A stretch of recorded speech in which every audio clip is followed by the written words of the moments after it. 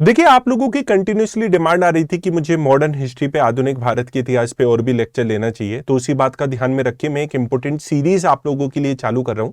इस पूरी सीरीज में आप लोगों को 20-20 या 25-30 मिनट के टोटल 4 वीडियोस मिलेंगे, जिसमें हम British conquest of India, British की भारत विजय को पूरा करेंगे।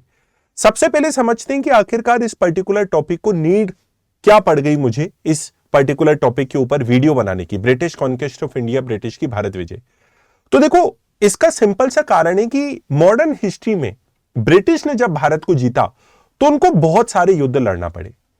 आप लोगों को पता होगा, उन्होंने बंगाल में भी प्लासी और बक्सर के बैटल को लड़ा।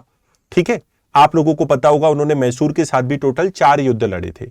2 युद्ध उन्होंने हैदर अली के साथ लड़े मैसूर में, और 2 युद्ध उन्होंने टीपू सुल्तान के साथ लड़े थे। उन्होंने मराठाओं के साथ में भी 3 बैटल लड़े थे, और उन्होंने फ्रांस को भी हराने के लिए 3 कर्नाटक के बैटल फ्रांस के साथ भी लड़े थे।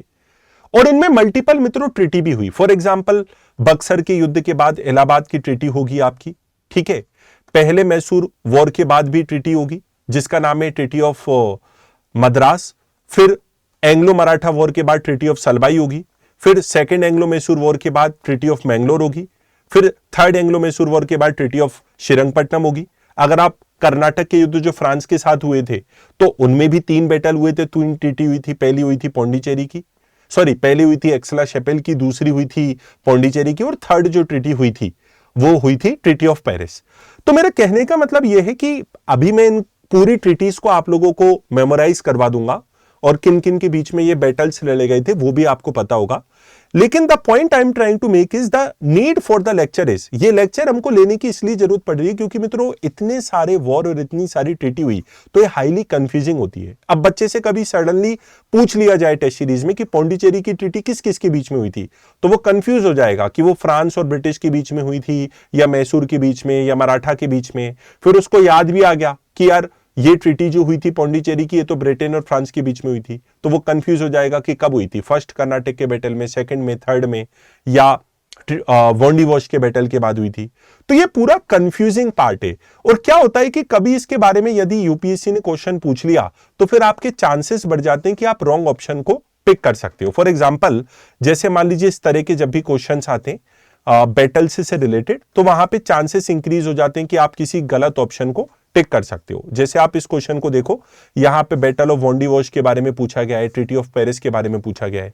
तो हमारा ऑब्जेक्टिव आज के लेक्चर को लेके यही है, आज के लेक्चर से यही है कि अपन एक बढ़िया समझ को एस्टेब्लिश करने की कोशिश करें, जिससे अपन ब्रिटिश कॉन्क्वेस्ट ऑफ इंडिया और अलग अलग युद्ध और उनका रिजल्ट क्या रहा, उनके कॉन्सिक्वेंसेस क्या रहे, कैसे उन्होंने ब्रिटिश शासन की मदद करी भारत में अपनी जड़ों को मजबूत करने में, उसका पूरा जो है एक एनालिसिस करें, उसको ढंग से पढ़ें।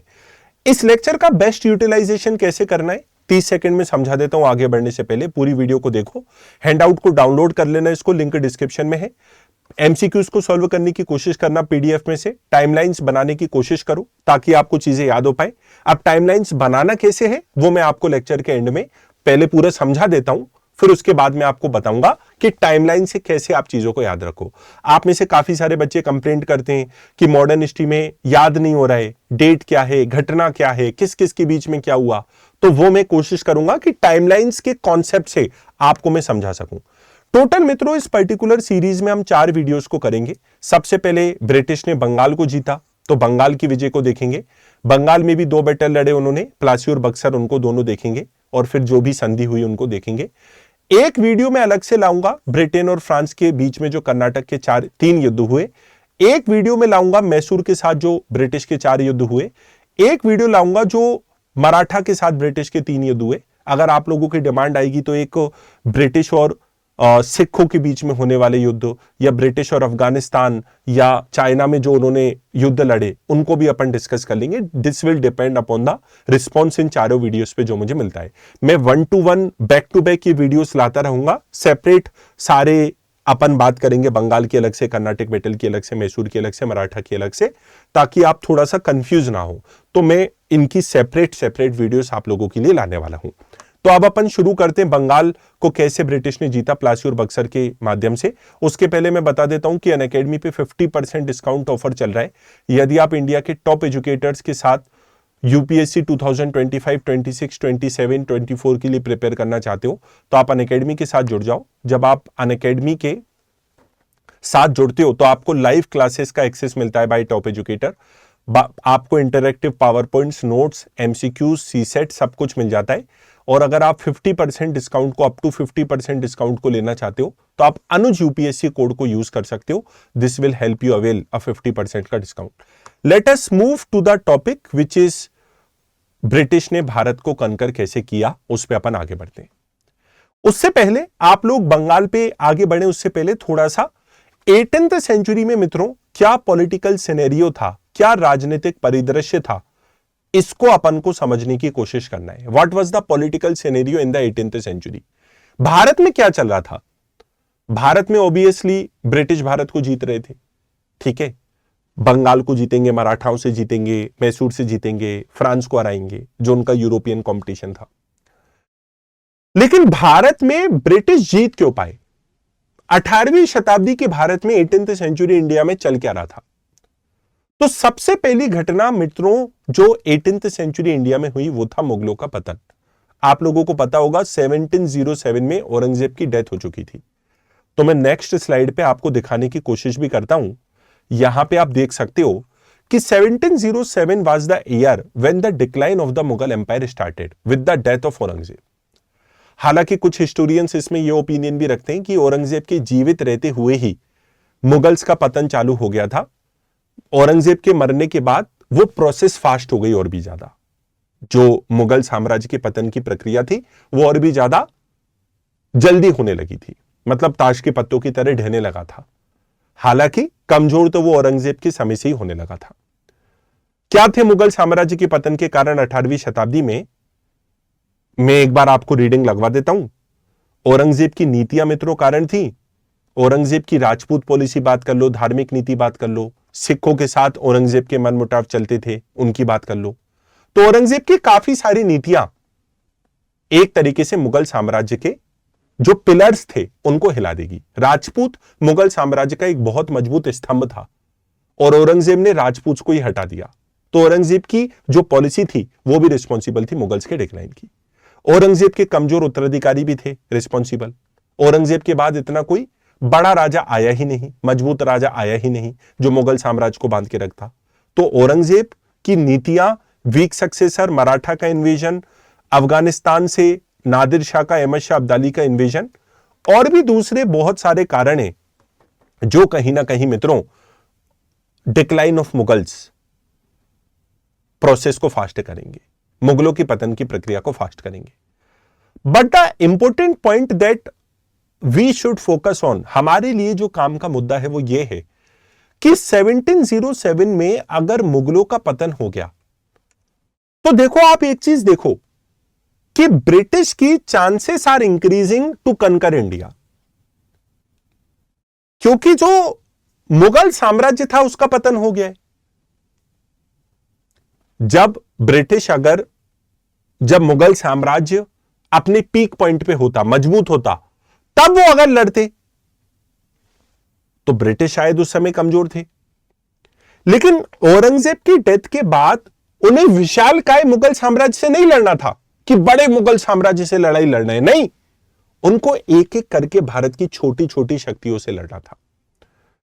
क्योंकि औरंगजेब के डिक्लाइन के बाद या मुगलों के पतन के बाद, अगर मैंने बोला है कि औरंगजेब के बाद, तो आप उसको डिक्लाइन ऑफ मुगल्स की तरह ट्रीट कीजिए कि मुगलों के पतन के बाद एक एक करके जो भारत में क्षेत्रीय शक्तियों का उदय हुआ, रीजनल पावर्स का राइज हुआ, अब ब्रिटिश को उनसे एक एक करके लड़ना है।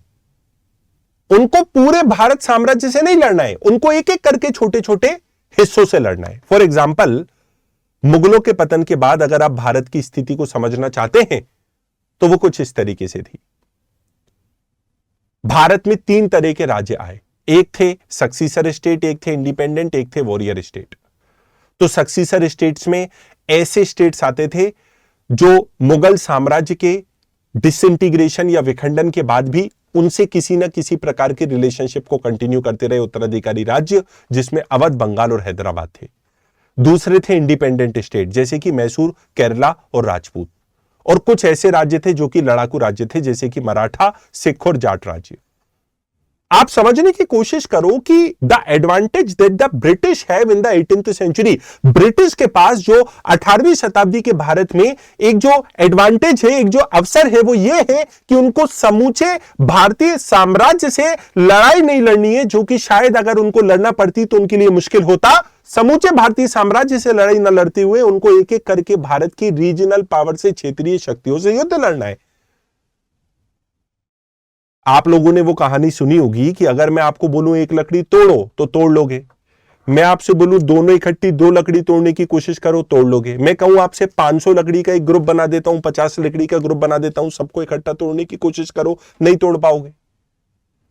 तो एक एक करके ब्रिटिश को, भारतीय पावर को एलिमिनेट करना बहुत हद तक सिंपलर था इन कंपैरिजन वो पूरे भारत के किसी एक बड़े साम्राज्य से लड़ते। तो एक चीज जो ब्रिटिश के पक्ष में घटी 18वीं शताब्दी के भारत में, वो था मुगलों के पतन के बाद भारत में क्षेत्रीय शक्तियों का उदय होना, लोकल पावर्स का राइज होना। अब ब्रिटिश एक एक करके इन लोकल पावर से स्ट्रगल करेंगे, अलग अलग। बंगाल के साथ अलग स्ट्रगल चल रहा है, मैसूर के साथ अलग स्ट्रगल चल रहा है, हैदराबाद के साथ अलग स्ट्रगल चल रहा है, और मराठाओं के साथ अलग स्ट्रगल चल रहा है, और एक एक करके ये एलिमिनेट करेंगे अपने कंपटीशन को और भारत को कनकर करेंगे। और कभी कभी तो मित्रों ऐसा भी होता था कि भारतीय पावर ही ब्रिटिश को असिस्ट करा करती थी।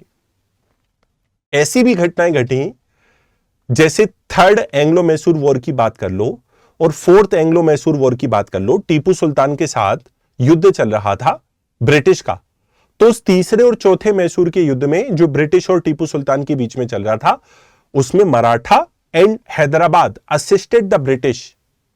मराठाओं ने और हैदराबाद ने ब्रिटिश की एक प्रकार से सहायता करी, न्यूट्रल रहे, जब वो मैसूर के अगेंस्ट में युद्ध लड़ रहे थे वो ब्रिटिश।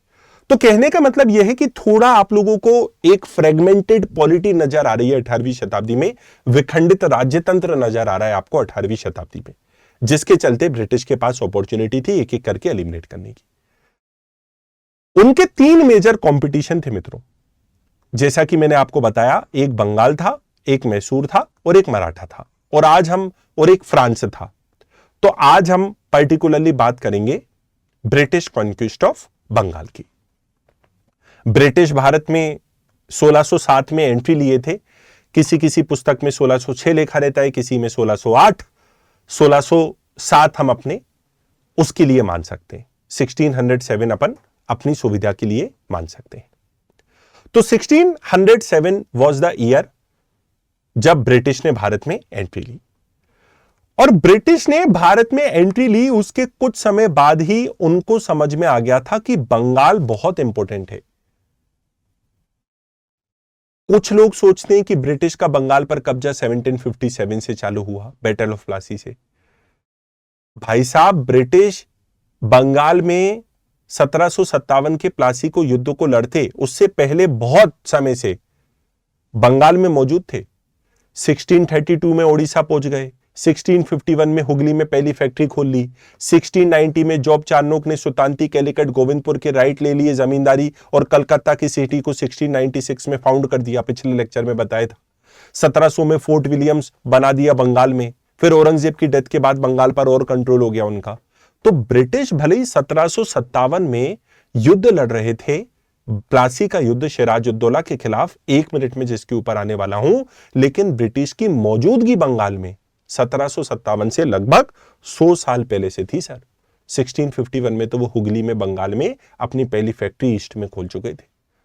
तो ब्रिटिश का बंगाल में प्रेजेंस था। बंगाल बहुत इंपॉर्टेंट था क्योंकि बंगाल 60% जितनी भी यूरोपियन लोग भारत में व्यापार करते थे, एशिया से व्यापार करते थे, उसमें 60% यूरोपीय ट्रेड अकेले बंगाल से होती थी। मतलब बंगाल से अकेले से 60% ट्रेड हो रही है, बाकी के एशिया इंक्लूडिंग भारत से 40%। तो उनको समझ में आ गया था, इसलिए बंगाल में एकदम उनका प्रेजेंस था सांप की तरह, बैटल ऑफ प्लासी से बहुत समय पहले। और मित्रों, आप लोगों को मैं पृष्ठभूमि दिखाना चाहूंगा। एक बात बस आप ये भी याद रखना कि आज जैसे आप बंगाल की बात करते हो, तो आप लोगों में से बहुत सारे लोग सोचते होंगे कि बंगाल में तो पश्चिम बंगाल आता है, वेस्ट बंगाल। सर बंगाल में पश्चिम बंगाल भी आता था पहले के समय, बिहार का क्षेत्र भी था, उड़ीसा का क्षेत्र भी था और आज जो बांग्लादेश का क्षेत्र है वो भी था। तो बंगाल का साइज उस समय बहुत बड़ा था। आज का वेस्ट बंगाल थोड़ा बिहार का एरिया, उड़ीसा का एरिया और उसके साथ साथ पूरा बांग्लादेश का एरिया भी बंगाल के पार्ट होता था। तो यह बात आप याद रखना। और ब्रिटिश का बंगाल पे प्रेजेंस कब से है? 1632 में ओडिशा में फैक्ट्री खोली, ओडिशा में प्रेजेंस है और फिर धीरे धीरे इस तरह से अपने प्रेजेंस को वो बढ़ाते चले गए थे, जैसा कि आप स्क्रीन पे देख पा रहे हो। अब मित्रों, सबसे बड़ा टर्निंग पॉइंट कब आएगा? सबसे बड़ा टर्निंग पॉइंट आएगा यहां पे, जब बंगाल का नवाब कौन था? मुर्शिद कुली खान था।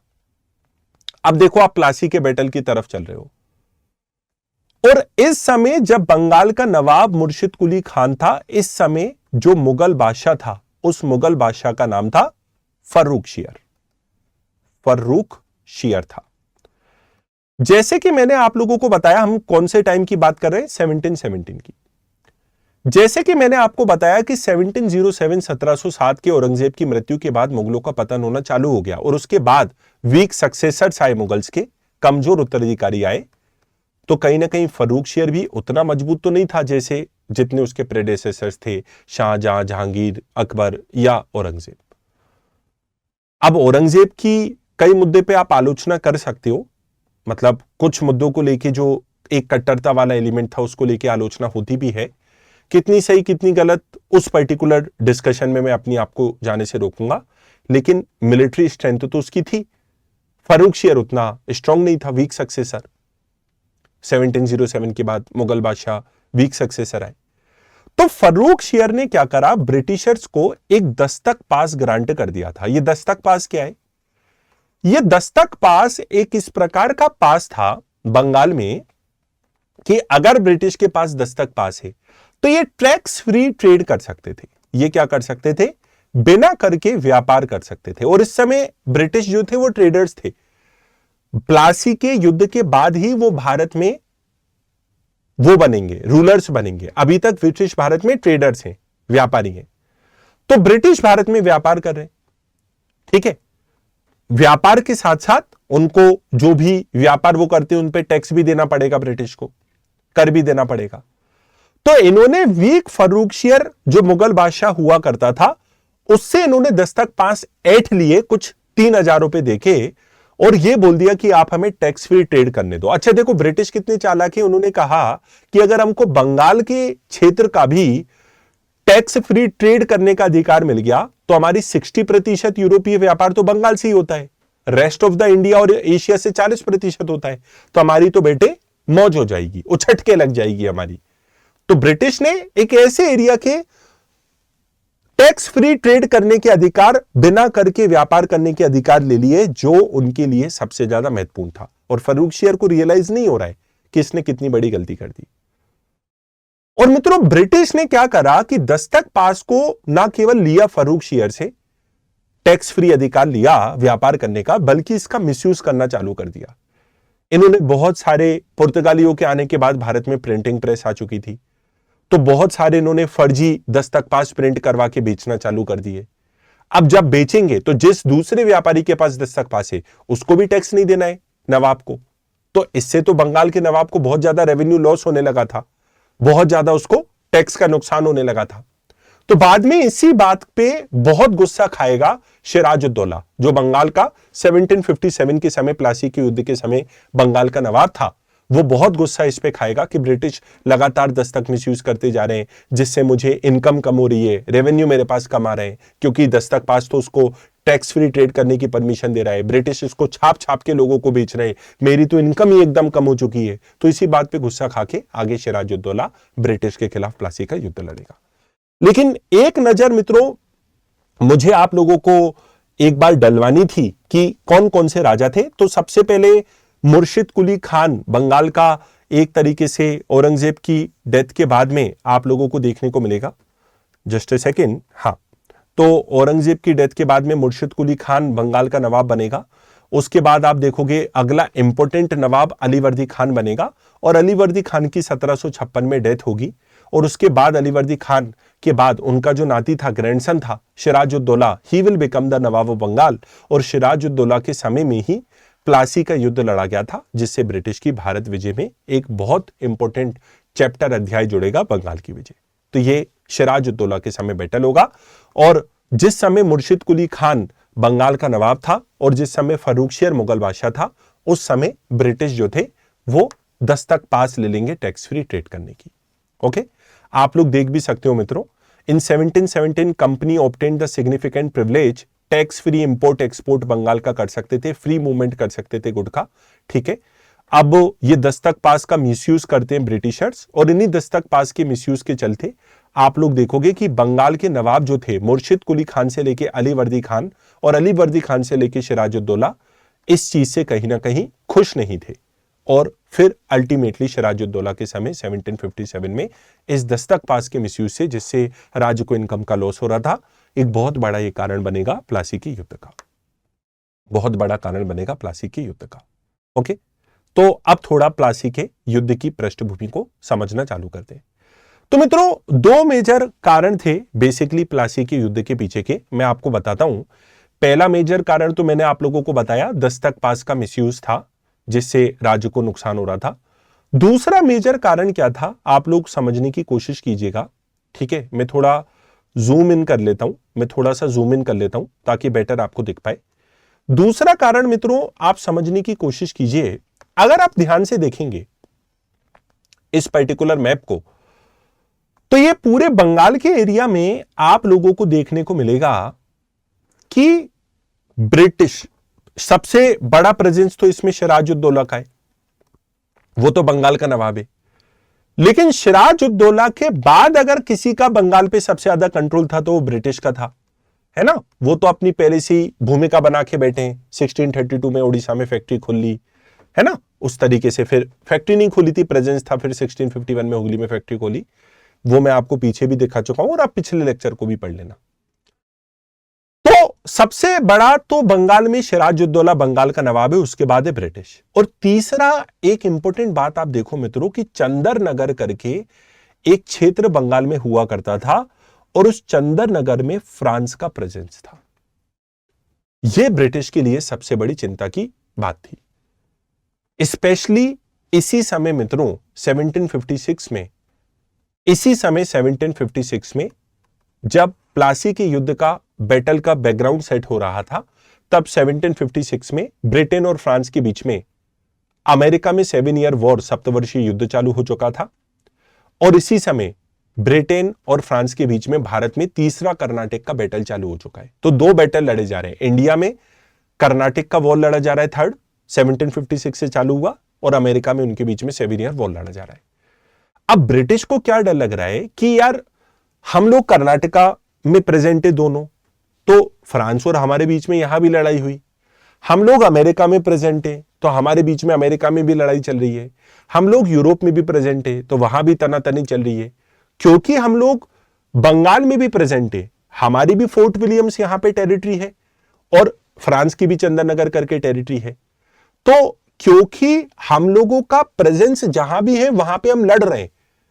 कर्नाटक में प्रेजेंस से लड़ रहे हैं, यूरोप में प्रेजेंस से लड़ रहे हैं, अमेरिका में प्रेजेंस से लड़ रहे हैं। तो डेफिनेटली क्योंकि हम बंगाल में भी दोनों प्रेजेंट है एक साथ, एक मैदान में तो एक ही तलवार रह सकती है, इसलिए काफी नेचुरल होगा कि फ्रांस हमारे ऊपर यहां भी अटैक कर सकता है, आक्रमण कर रहा है हीट ऑफ द मोमेंट की वजह से। तो हमें तो बहुत घाटा हो जाएगा, क्योंकि बंगाल हमारे लिए बहुत ज्यादा इंपॉर्टेंट है। तो फ्रांस के चंदर नगर में प्रेजेंस की वजह से ब्रिटिश क्या करेंगे, इनकी जितनी भी टेरिटरीज बंगाल में थी उनकी किलेबंदी कराना चालू कर देंगे, उनको फोर्टिफाई करना चालू कर देंगे। FORT लिखा है मैंने, फोर्टिफिकेशन करना चालू कर देंगे।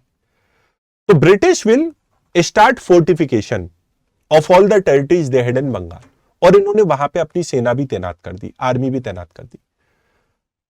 तो ये दो चीजें मित्रों काफी इंपॉर्टेंट है। क्यों, मैं आपको बताता हूं कि जो सिराजुद्दौला है वो दो बातों से ब्रिटिश से बड़ा नाराज हो जाएगा।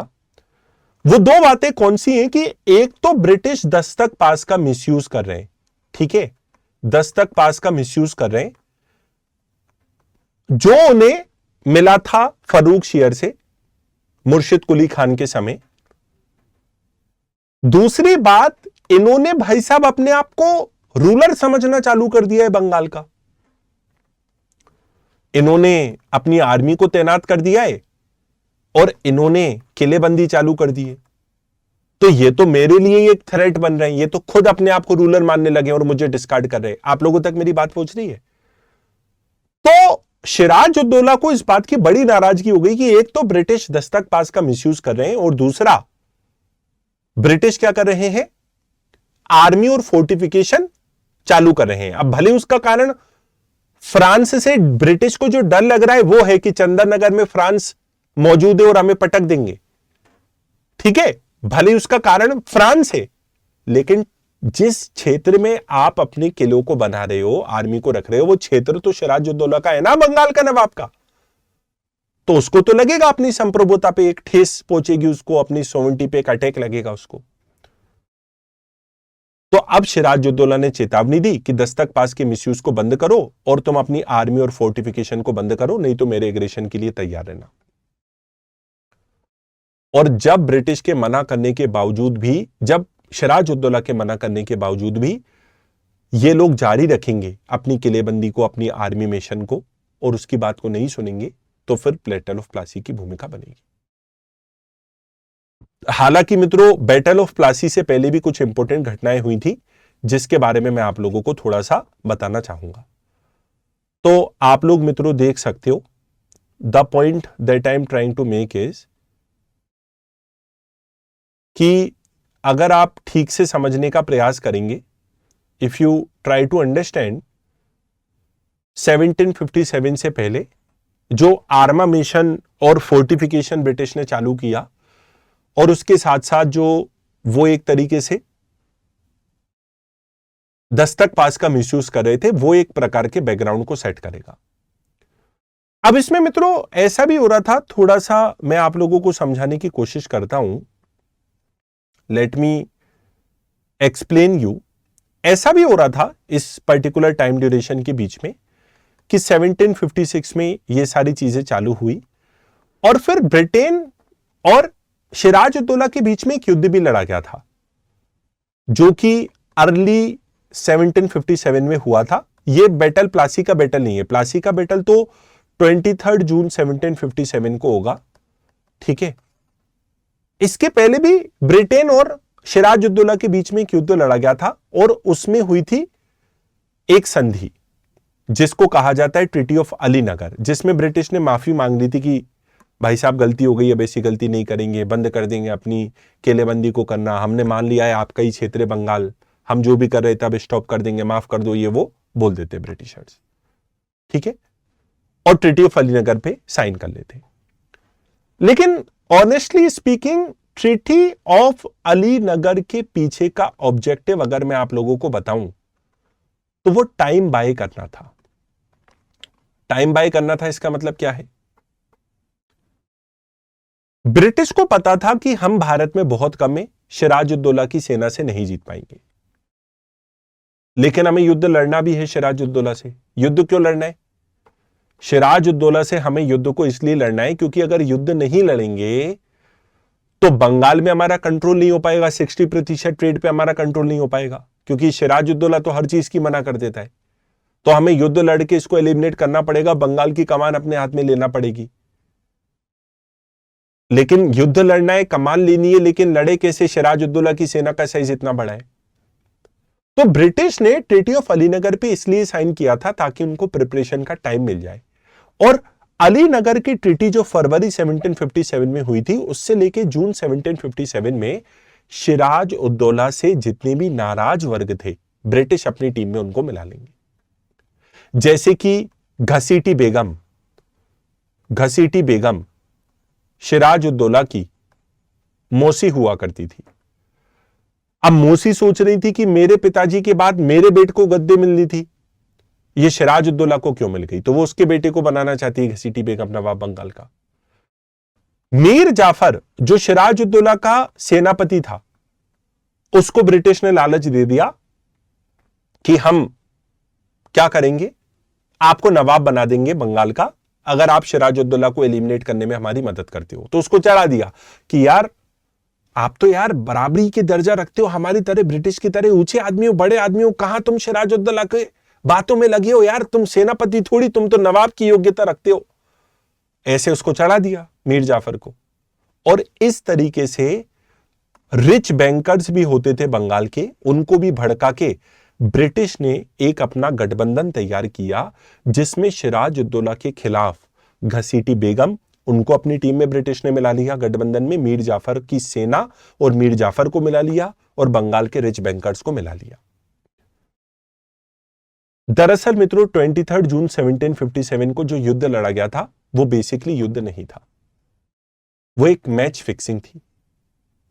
यहां पे आप इस स्लाइड पे आएंगे तो मैंने इसको समझाया भी हुआ है, आप लोग थोड़ा समझने का प्रयास भी करेंगे तो और बेटर अंडरस्टैंडिंग हमारी डेवलप होगी। Give me a minute, just a second.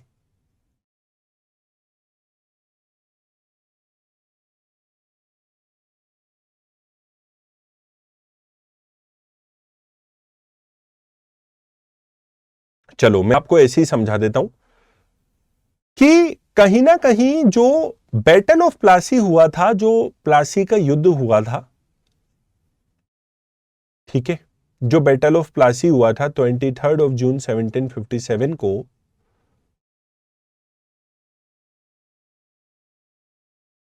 Give me a minute. तो उसमें ब्रिटिश क्या करेंगे कि जितने भी कॉन्स्पिरेटर्स थे, षड्यंत्रकारी थे, सिराजुद्दौला के खिलाफ जो कॉन्स्पिरेसी रचने का सोच रहे थे, बंगाल के रिच बैंकर्स, घसीटी बेगम, मीर जाफर और मीर जाफर की सेना को अपनी टीम में मिला लेंगे। अब प्लासी के बैटल के दौरान ऐसा चल रहा है कि एक तरफ सिराजुद्दौला की पूरी सेना है, कायदे से जो होना चाहिए थी सेना, वो सिराजुद्दौला के साथ नहीं थी, वो मीर जाफर के साथ मिलके ब्रिटिश की साइड चली गई थी। घसीटी बेगम ब्रिटिश की साइड थी और रिच बैंकर्स बंगाल के ब्रिटिश की साइड थे। और कुछ हिस्टोरियंस मित्रों इसलिए प्लासी के बैटल को एक महान युद्ध नहीं बोलते, एक महान षड्यंत्र बोलते। अगर आप क्रिकेट के मैच में 11 खिलाड़ी मौजूद हैं, उनमें से 10 खिलाड़ियों को किसी ने रिश्वत दे दी और एक अकेला खिलाड़ी ईमानदारी के साथ खेल रहा है, तो 11 में से 10 खिलाड़ियों को रिश्वत देके आपने मैच का रिजल्ट पहले ही अपने पक्ष में कर लिया ना। टॉस होने से पहले ही मैच का रिजल्ट तय हो गया ना। मैच फिक्सिंग से अगर कोई आपने मैच जीत लिया तो एक महान मैच थोड़ी होगा, वो तो एक विश्वासघात होगा। तो प्लासी के युद्ध में भी तो ऐसा ही हुआ। सिराजुद्दौला के जितने भी लोग थे उनको ब्रिटिश ने अपनी टीम में मिला के कूटनीति से इस पर्टिकुलर युद्ध को, छलावे से, कपट से इस पर्टिकुलर युद्ध को धोखे से, विश्वासघात से जीत लिया। इसलिए कुछ हिस्टोरियंस इसको एक ग्रेट बिट्रेयल बोलते हैं कि the battle of Plassey was not a great battle but it was a great betrayal, कि प्लासी का युद्ध एक महान युद्ध नहीं था बल्कि प्लासी का युद्ध एक महान षड्यंत्र था। तो प्लासी का battle was fought between Sirajuddaula against British की कमान संभाल रहा था Robert Clive, against Mir Jafar, against Ghaseti Begum, against Raichand, Raidurlabh, Omichand, rich bankers of Bengal. और ब्रिटिश ने क्या किया, प्लासी के युद्ध के बाद में रॉबर्ट क्लाइव ने कठपुतली नवाब बना दिया, किसको, मीर जाफर को। तो यहां पे आप देख सकते हो मित्रों, यहां पे लिखा भी हुआ है the battle of Plassey was not a great battle. यहां पे अगर आप देखेंगे तो लिखा भी हुआ है कि प्लासी का युद्ध एक महान युद्ध नहीं था बल्कि एक महान षड्यंत्र था। और षड्यंत्र इसको कैसे बोल रहे हैं, क्योंकि मैच फिक्सिंग की तरह इसका रिजल्ट पहले से तय था। Sirajuddaula was defeated by Robert Clive की वो, और ब्रिटिश को अब बंगाल के रिसोर्सेस का एक्सेस मिल जाएगा और इन्होंने मीर जाफर को नवाब बना दिया। लेकिन मीर जाफर जब ब्रिटिश की भूख शांत नहीं कर पाया तो मीर जाफर के इन्होंने दामाद को, मीर कासिम को नवाब बना दिया। तो सबसे पहले सिराजुद्दौला था प्लासी के युद्ध के समय, उसके बाद मीर जाफर बना और फिर मीर जाफर के बाद कासिम बन गया। कासिम से इनकी ये उम्मीद थी कि कासिम योग्य है मीर जाफर की तुलना में, तो कासिम हमारे मंसूबों को पूरे करने में हमारी मदद करेगा। लेकिन इनको पता नहीं था कि कासिम ज्यादा योग्य निकल गया और ज्यादा एम्बिशियस था, ज्यादा महत्वाकांक्षी था। तो ये क्या करेगा कासिम, ब्रिटिश से दूरी बनाए रखने के लिए अपनी कैपिटल वगैरह को भी शिफ्ट कर लेगा, ठीक है, अपनी राजधानी वगैरह को भी शिफ्ट कर लेगा। जैसे इसने मुर्शिदाबाद से मुंगेर अपनी राजधानी शिफ्ट कर ली थी। ये क्वेश्चन भी प्रीलिम्स में आपसे पूछा जा सकता है। तो मुर्शिदाबाद से इसने मुंगेर राजधानी शिफ्ट कर ली थी, ठीक है। तो कासिम एक कदम आगे निकल गया। अब ब्रिटिश को तो दिक्कत आने लगी। तो ब्रिटिश अब दोबारा से बक्सर के बैटल को लड़ेंगे, जिसमें 3 इंडियन पावर्स को वो एक साथ हराएंगे। बंगाल आप लोग देख सकते हो, बक्सर का जो बैटल होगा, मैं थोड़ा जूम इन भी कर देता हूं आप लोगों की सुविधा के लिए। तो मीर कासिम जो कि बंगाल का नवाब था, अवध का नवाब जिसका नाम था शुजा-उद-दौला,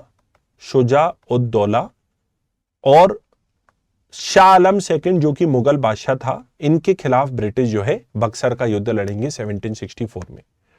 तो 3 Indian combined power versus British. एक तरफ थे ब्रिटिश, दूसरी तरफ अवध से था शुजा-उद-दौला, दूसरी तरफ दिल्ली से था मुगल बादशाह शाह आलम सेकंड, और तीसरी तरफ हुआ करता था बंगाल का नवाब मीर कासिम। और हिस्ट्री के दृष्टिकोण से मित्रों बक्सर के बैटल को ज्यादा इंपॉर्टेंट कंसीडर किया जाता है प्लासी के बैटल के कंपैरिजन में, क्योंकि प्लासी के बैटल को एक तरफ जहां ब्रिटिश ने छल से कपट से जीता था, वहीं दूसरी तरफ बक्सर के बैटल को इन्होंने मिलिट्री सुपेरियोरिटी यानी कि सैन्य सर्वोच्चता की मदद से जीता था, ठीक है। तो बक्सर के बैटल को ज्यादा इंपॉर्टेंट कंसीडर किया जाता है। 3 इंडियन पावर को इन्होंने हराया। और मित्रों जो सबसे इंपॉर्टेंट चीज हुई बक्सर के बैटल के बाद, वो हुई ट्रीटी ऑफ इलाहाबाद, इलाहाबाद की संधि। जो सबसे इंपॉर्टेंट चीज हुई वो हुई ट्रीटी ऑफ इलाहाबाद यानी कि इलाहाबाद की संधि। 1765 में बक्सर के बैटल के बाद ट्रीटी ऑफ इलाहाबाद। ये ट्रीटी ऑफ इलाहाबाद 3 लोगों को ब्रिटिश ने हराया, तो तीनों के साथ होगी। एक तो मुगल बादशाह के साथ होगी, एक अवध के साथ होगी, और एक बंगाल के साथ होगी। और ये मित्रों पूरे भारत के इतिहास को चेंज करने वाली है लिटरली, क्योंकि ट्रीटी ऑफ इलाहाबाद जो 1765 में बक्सर के बैटल के बाद हुई, इससे बंगाल के दीवानी राइट यानी कि रेवेन्यू कलेक्ट करने के, टैक्स कलेक्ट करने के अधिकार ब्रिटिश ईस्ट इंडिया कंपनी को मिल गए थे। मतलब बंगाल का पर्स ब्रिटिश की जेब में आ गया। और भूलना मत, बंगाल वो एरिया है जहां से 60% ट्रेड हो रही है। आप इस बात को मत भूलना कि बंगाल वो एरिया है जहां से 60% यूरोपियन ट्रेड पूरे एशिया की हो रही है। तो उस क्षेत्र के बंगाल, बिहार और उड़ीसा, बंगाल, बिहार और उड़ीसा के जब दीवानी राइट्स इनको मिले मुगल बादशाह से, क्योंकि बंगाल एक सक्सीसर स्टेट था, तो अल्टीमेट डिसीजन मेकिंग मुगल बादशाह की थी। तो मुगल बादशाह ने, शाह आलम सेकंड ने जब बंगाल, बिहार, उड़ीसा के दीवानी राइट्स दिए, तो कंपनी के पास भरमार दौलत आ गई। कुछ लोग बोलते हैं कि ब्रिटिश भारत पे कब्जा कर रखा था उन्होंने 18th, 19th, 20th सेंचुरी के फर्स्ट हाफ में, इसलिए वो वर्ल्ड की सुपर पावर थे उस समय। मैं भी इस बात से एग्री करूंगा। ब्रिटिश रानी तो खुद बोलती थी India was the jewel of the British empire, कि भारत ब्रिटिश साम्राज्य का, ब्रिटिश ताज का हीरा है। तो वर्ल्ड में सुपर पावर ब्रिटिश इसलिए बन पाई क्योंकि उनका इंडिया पे कब्जा था, और इंडिया में वो सुपर पावर इसलिए बन पाई क्योंकि उनका बंगाल पर कब्जा था। तो बंगाल पर कब्जा था तो वो इंडिया की पावर बन पाई, सुपर पावर, और वो वर्ल्ड की सुपर पावर बन पाई क्योंकि इंडिया पर उनका कब्जा था। तो Bengal is playing a huge role, क्योंकि 60% ट्रेड पे आपका कंट्रोल है, और इस क्षेत्र के जब टैक्स कलेक्ट करने के दीवानी अधिकार आप बंगाल, बिहार, उड़ीसा के ले लोगे तो आप मालामाल हो जाओगे। तो सबसे इंपॉर्टेंट चीज मित्रों जो हुई वो ये हुआ कि एक फरमान इशू किया दिल्ली के एम्परर मुगल बादशाह शाह आलम सेकंड ने, जिसमें बंगाल, बिहार, उड़ीसा के दीवानी राइट कंपनी को मिल गए। मात्र 26 लाख रुपए मुगल बादशाह को ब्रिटिश ने दिए सालाना, और बोला आप हमें दीवानी राइट दे दो। इससे करोड़ों रुपए ब्रिटिश कमा रहे थे। 26 लाख रुपए में मुगल बादशाह ने यह अधिकार दे दिए। तो ये मुगल बादशाह के साथ इन्होंने किया। हराया तो इन्होंने अवध के नवाब शुजा-उद-दौला को भी था। तो शुजा-उद-दौला के साथ क्या किया? 2 ऑप्शन थे, या तो शुजा-उद-दौला को हटा दें या उसे अवध का रूलर, कठपुतली नवाब बना के उसको रखें। तो ब्रिटिश ने क्या करा, अवध के नवाब शुजाउद्दौला को पूरी तरह से हटाया नहीं, उसको कठपुतली नवाब बना के वहां पे रख दिया और शुजाउद्दौला से बोला अवध के नवाब से कि तुम हमें इलाहाबाद का क्षेत्र दे दो, ठीक है, और तुम हमें कड़ा का क्षेत्र दे दो। और इलाहाबाद और कड़ा का क्षेत्र ब्रिटिश ने इससे छीन लिया था शुजाउद्दौला से और मुगल बादशाह को दे दिया था। देखो आप लोग प्रीलिम्स में यह गलती कर सकते हो कि कभी क्वेश्चन पूछा गया विच of the following statement is correct about the treaty of Allahabad, तो एक ऑप्शन उसमें से 4 आपको स्टेटमेंट दी गए, एक स्टेटमेंट दिया गया है कि British got from the nawab of Awadh the areas of कड़ा एंड इलाहाबाद, तो ये एकदम गलत स्टेटमेंट होगा। ब्रिटिश ने कड़ा और इलाहाबाद के एरिया रिसीव नहीं करे थे अवध से, बल्कि ब्रिटिश ने कड़ा और इलाहाबाद का एरिया मुगल बादशाह को दे दिया था। तो 26 लाख रुपए दे रहे हैं एक तो दीवानी राइट्स के एवज में, और कड़ा और इलाहाबाद का क्षेत्र दिल्ली को दे दिया था। उसके पीछे का रीजन यह था, ये 6 सालों तक इन्होंने बंदी बना के रखा था इलाहाबाद में मुगल बादशाह शाह आलम सेकंड को, क्योंकि वो समझते थे कि बंगाल से इलाहाबाद नजदीक पड़ेगा, दिल्ली थोड़ा सा दूर पड़ेगा, ठीक है, जिस रूट का वो इस्तेमाल करते थे। तो अगर इलाहाबाद से बंगाल नजदीक पड़ेगा तो हम मुगल बादशाह को अपने जितना नजदीक रख सकते हैं रखें, नहीं तो ये हमारे कल को खिलाफ हमारे खिलाफ कॉन्स्पिरेसी रचने लग गया तो हम क्या करेंगे। तो अवध के नवाब शुजाउद्दौला के साथ 2 चीजें हो रही है, कड़ा इलाहाबाद उससे लिया जा रहा है लेकिन वो मुगल बादशाह को दिया जा रहा है, और मुगल बादशाह को वहां पे 6 साल तक के लिए उन्होंने एक तरह से हाउस अरेस्ट करके रखा। और दूसरी चीज ये हो रही है कि उन्होंने दोबारा से ही कड़ा और इलाहाबाद लेके एक तो मुगल बादशाह को दिया और उसको वहीं की वहीं रखा, मतलब नवाब अभी भी अवध का कौन है, शुजाउद्दौला है। तो आप लोग देख भी सकते हो यहां पे तो इलाहाबाद अवध के नवाब से छीन के उन्होंने मुगल बादशाह को दे दिया था। और बंगाल के साथ क्या हुआ, मीर कासिम को हटा दिया, दोबारा मीर जाफर को लिया है, और कुछ समय बाद उस मीर जाफर की भी मृत्यु हो गई थी। फिर उसके बाद आएगा उसका बेटा निजामुद्दौला। यहां पे मित्रों एक इंटरेस्टिंग बात मैं आप लोगों को बताना चाहूंगा, काफी सारे बच्चों को ये कंफ्यूजन होता है ट्रीटी ऑफ इलाहाबाद के बारे में, तो मैं पढ़ा देता हूं आपको, फिर क्वेश्चन भी करा दूंगा। बच्चे सोचते हैं कि ट्रीटी ऑफ इलाहाबाद में ब्रिटिश को दीवानी राइट मिले थे। देखो 2 तरह के आपके अधिकार होते हैं, एक तो होते दीवानी राइट टैक्स कलेक्शन से जुड़ा, और दूसरा होता है आपका एडमिनिस्ट्रेटिव राइट, प्रशासनिक अधिकार जैसे कि पुलिस जुडिशरी से जुड़ा हुआ, इनको निजामत बोलते हो। तो ब्रिटिश को बंगाल बिहार उड़ीसा के दीवानी राइट तो मिले थे, लेकिन ब्रिटिश को निजामत अधिकार भी मिले थे। हालांकि वो निजामत अधिकारों को एक्सरसाइज करने के लिए ज्यादा इंटरेस्टेड नहीं थे, समझ में आ रहा है, वो ज्यादा इंटरेस्टेड नहीं थे क्योंकि वो जिम्मेदारी नहीं लेना चाहते थे। एक कहावत है ना, with greater powers come greater responsibility, जितनी ज्यादा शक्ति होती है उतनी ज्यादा जिम्मेदारी भी आती है। यूपीएससी में 2014 में ऐसे भी पूछा गया था। एक बहुत पॉपुलर हॉलीवुड मूवी है, अगर आप उसका नाम को जानते हो तो आप कमेंट सेक्शन में बताना, with greater power comes greater responsibility. कहां पे बोला गया है हॉलीवुड की मूवी में, ज्यादा शक्ति से ज्यादा जिम्मेदारी आती है। तो ये जो ब्रिटिश थे उन्होंने बंगाल की दीवानी राइट्स तो अपने पास ले लिए, लेकिन वो एडमिनिस्ट्रेशन को अपने हाथ में लेने को तैयार नहीं है, वो जिम्मेदारियों से बचना चाहते थे। तो निजामत के अधिकार उन्होंने क्या करा, मतलब कंट्रोल रखा उस पे। फॉर एग्जाम्पल इन्होंने क्या करा, नजीमुद्दौला